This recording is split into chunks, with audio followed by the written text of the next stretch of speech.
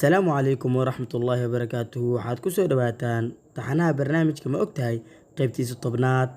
ma ogtahay in Baraawe ay hoos tagto gobolka Shabeellada Hoose, masala socotaa in Garbahaari ay hoos tagto gobolka Gedo. ma ogtahay in magacyada laba suuradood oo ka bilowda mucjiso ka mid ah mucjisooyinka Nabi Maxamed nabadgelyo naxariis korkiisa ahaatee ay kala yihiin suuratul Israa iyo suuratul Qamar.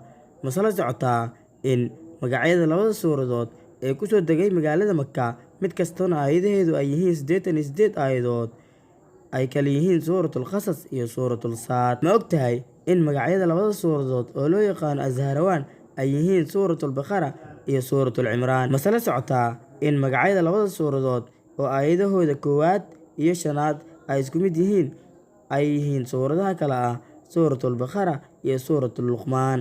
ma ogtahay xayawaanka aan waxba maqalin inuu yahay tixsiga. masala socotaa xayawaanka dhereerkiisa laga sameyn karo khadda daabacaadda uu yahay libaaxa.